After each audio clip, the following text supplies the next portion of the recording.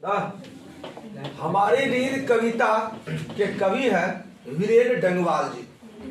थोड़ा सा वीरेंद्र डंगवाल का परिचय प्राप्त कर लेते हैं हम लोग। प्रमुख समकालीन कवि वीरेंद्र डंगवाल का जन्म 5 अगस्त 1947 कीर्तिनगर टिहरी गढ़वाल उत्तरांचल में हुआ था। जन्म तिथि बिल्कुल याद रखेंगे, 5 अगस्त 1947 कीर्तिनगर टिहरी गढ़वाल उत्तरांचल। ठीक है। मुजफ्फरनगर, सहारनपुर, कानपुर, बरेली, नैनीताल में शुरुआती शिक्षा प्राप्त करने के बाद डंगवाल जी ने इलाहाबाद विश्वविद्यालय से एमए किया और यहीं से आधुनिक हिंदी कविता के मिथकों और प्रतीकों पर डी लिटरेचर उपाधि पाई। वे 1971 ईस्वी से बरेली कॉलेज में अध्यापन करते रहे।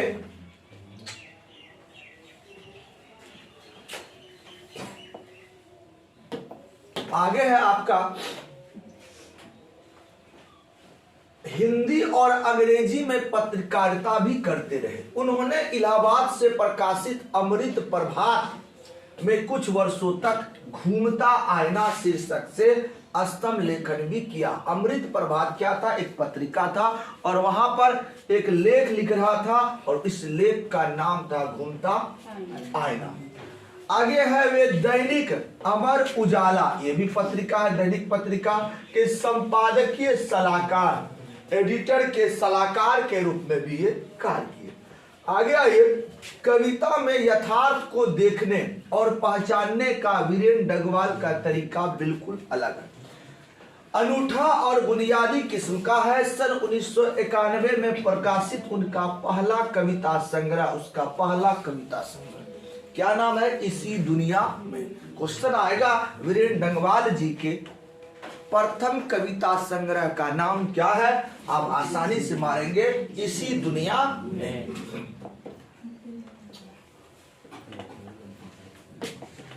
आगे देखिए, उन्होंने कविता में समाज के साधारण जनों और हाशियों पर स्थित जीवन के जो विलक्षण ब्यौरे और दृश्य रचे हैं, वे कविता में और कविता से बाहर भी बेचैन करने वाले। समाज में दो तरह के लोग, एक समाज के सबसे ऊपरी दायरे में रहता है और सबसे निचले, यानी कि कह सकते हैं उच्च वर्ग, अमीर वर्ग और निम्न वर्ग, दोनों के बीच जो खाई बढ़ रही है। और खाई बढ़ने का कारण, इस खाई के कारण कुछ अत्याचारी लोग लाभ भी उठाते हैं और लाभ उठाकर लूटते किसको है? इन्हीं समाज के लोगों को। कविता के मार्फत ऐसे बहुत सी वस्तुओं और उपस्थितियों के विमर्श का संसार निर्मित किया है। इन्हीं बातों को लेकर कवि ने इस प्रकार की कविता को क्या किया है? लिखा है।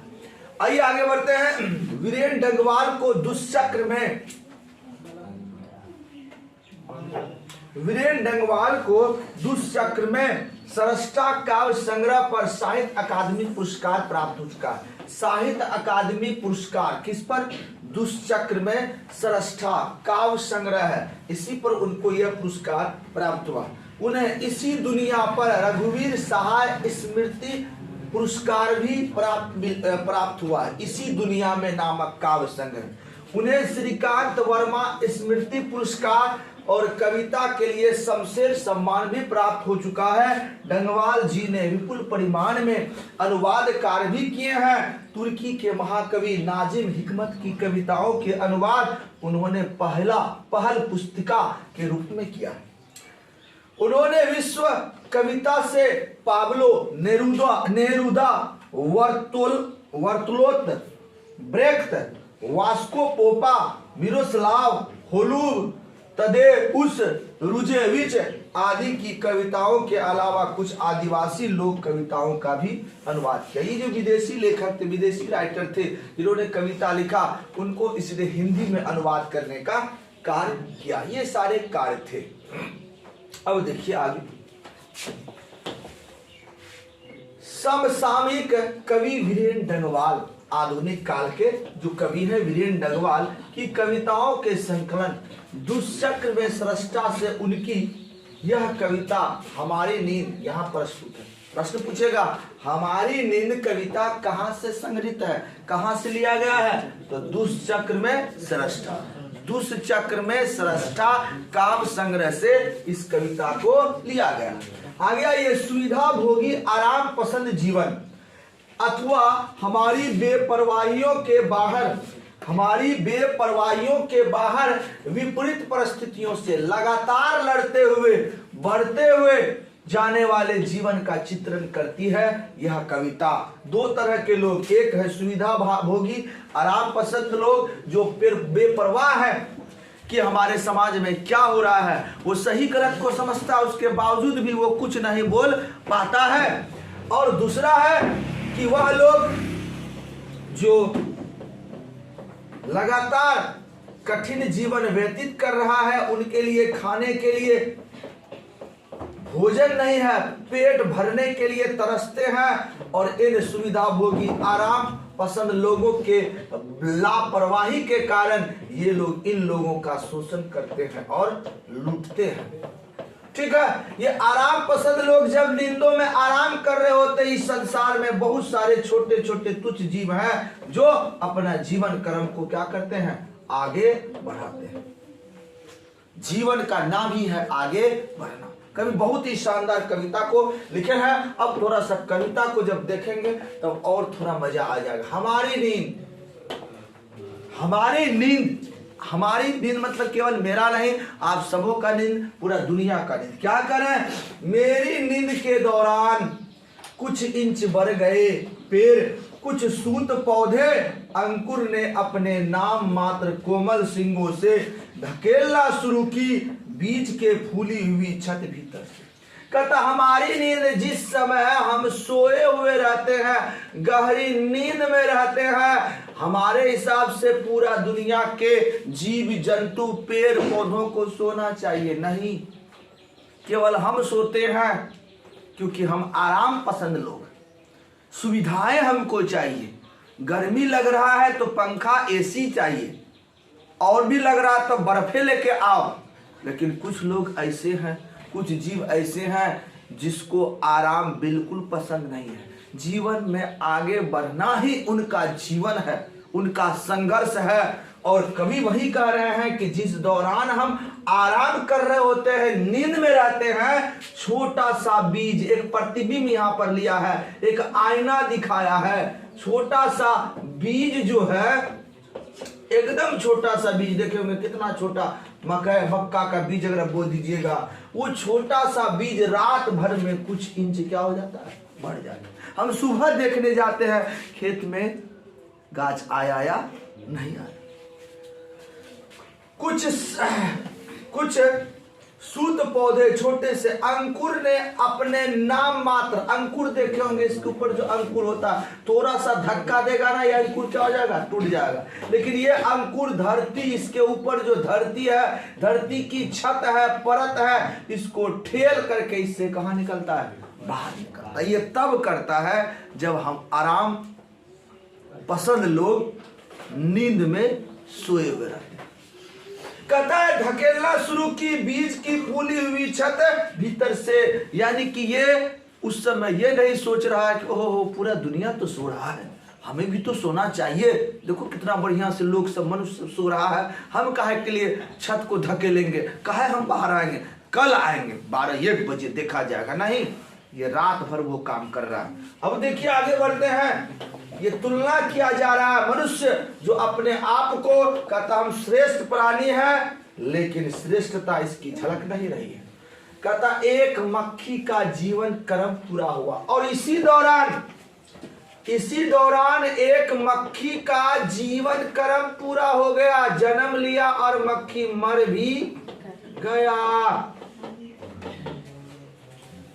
एक तुच्छ सा बीज ने अपने कोमल अंकुर से धरती की छत को चीर कर बाहर निकला, और ये अपने विकास की ओर आगे बढ़ रहा है। इस दौरान मक्खी का जीवन कर्म पूरा हो गया, क्योंकि ये मक्खी का जीवन कर्म पूरा होना बता रहा है कि ये संघर्ष नहीं करने वाले जीव हैं।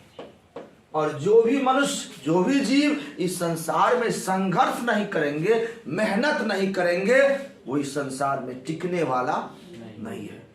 वो बहुत जल्द इस संसार से क्या हो जाएगा, समाप्त हो जाएगा, ऑटोमेटिक।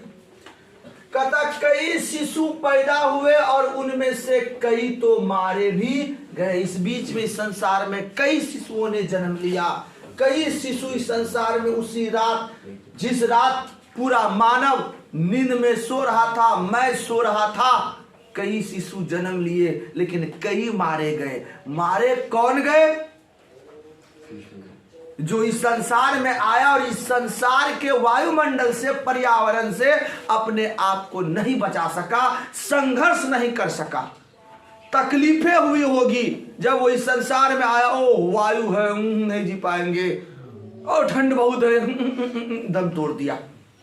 लेकिन जीवित वही बच्चा रहा जो इस पर्यावरण, वायुमंडल से संघर्ष कर रहा, और संघर्ष करते करते तुम लोग देखो आज कितना बड़का हो। और जिस दिन तुम लोगों का जन्म हुआ होगा उस दिन भी हजारों बच्चे जन्म लिए होंगे, लेकिन वो इस संसार से चल दिए होंगे। मतलब जीवन का नाम संघर्ष है और तुम लोग खूब घूम फिर रहे हो। आइए आगे बढ़ते। कई तो मारे भी गए, दंगे, आगजनी और बमबारी। कई लोग दंगे में, आगजनी में और बमबारी। दंगा हुआ, दंगा में एक ने दूसरे पर प्रहार किया और बचा वही जो उस प्रहार को क्या किया, रोक सका। जो कहा बस पेट पे चाकू घुसा दिया, खत्म। और वही पकड़ के चाकू उलट के मार दे, बस बच गया। संघर्ष किया, मेहनत किया।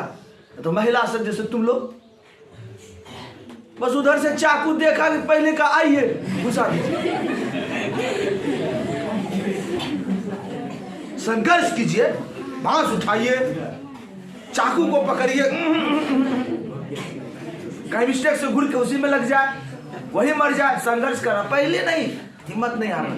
कविता का उद्देश्य यही है कि हम हिम्मत को क्या करते हैं, हार देते हैं। संघर्ष करना पसंद नहीं करते हैं, सुविधा का ज्यादा लाभ उठाते हैं, आराम करना ज्यादा पसंद करते हैं। और आराम पसंद लोग जो संघर्ष नहीं करते हैं, उनका अस्तित्व ज्यादा दिन टिकने वाला इस संसार में नहीं है।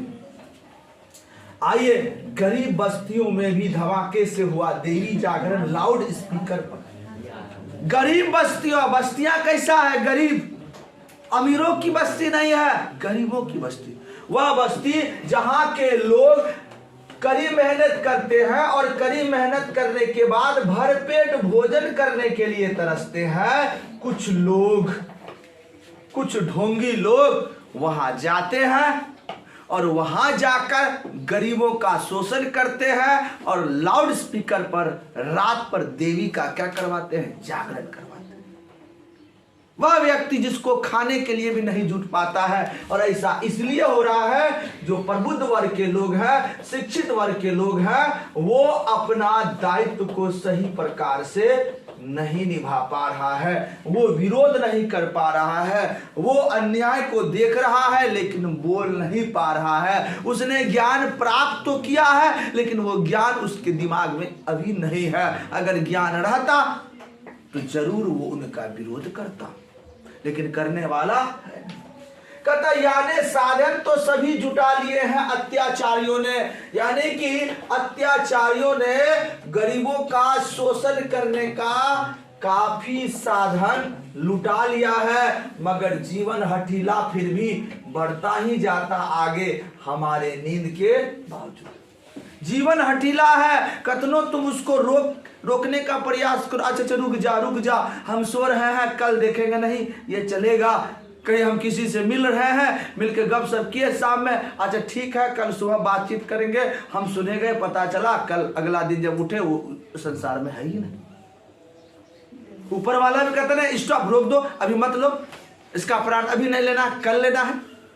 नहीं, जीवन रुकने वाला नहीं है। और आप लोग जो आराम करते हैं, घूमते फिरते हैं, मतलब है कि जीवन बर्बाद, जीवन में आप असफलता की ओर जा रहे। संघर्ष, कवि आपको संदेश दे रहे हैं। और लोग भी हैं, कई लोग हैं अभी भी जो भूले नहीं करना, साफ और मजबूत इनकार। और भी लोग हैं इस संसार में, इस देश में, इस राज्य में, इस समाज में और भी लोग क्या हैं, कई लोग अभी भी जो भूले नहीं करना साफ और मजबूत इनकार, जो गलती करता है, जो गलती करता है, लेकिन जब उनको कहा जाए कि तुम गलत कर रहे हो, वह साफ इनकार कर देगा। कौन सा गलती, हम तो कभी गलत थे ही नहीं। ऐसे भी लोग हैं, थोथोलॉजी करने वाले टेटिया लोग ना। आगे आइए, आगे अब क्या कहा जाए, खत्म हो गया ना। तो कुल मिलाकर ये भी कह रहे हैं कि ये जो अत्याचारी लोग हैं ये लाभ इसलिए उठा रहे हैं कि प्रबुद्ध वर्ग के लोग जो हैं ये अपने आप को इन चीजों से अलग रखते हैं और वो कहते हैं कि हमें उससे क्या लेना देना। यह बात या इस तरह का कार्य जो अत्याचारी कर रहे हैं वो हमारे अधिकार से क्या है, बाहर है। केवल मुझे अपने आराम की आवश्यकता है, मुझे सुविधा मिले काफी है, दूसरा कहाँ जाए उससे मतलब नहीं है, लेकिन होना कुछ और चाहिए। दूसरी बात, हम जहाँ आराम करते हैं कुछ छोटे छोटे जीव संघर्ष करते हैं। हमें आराम, जो आराम हम बोल रहे हैं, जिसको हम सुविधा बोल रहे हैं, उनका भी हमें क्या करना होगा, त्याग करना होगा, तभी हम आगे बढ़ सकते हैं, अदरवाइज हम आगे बढ़ने वाले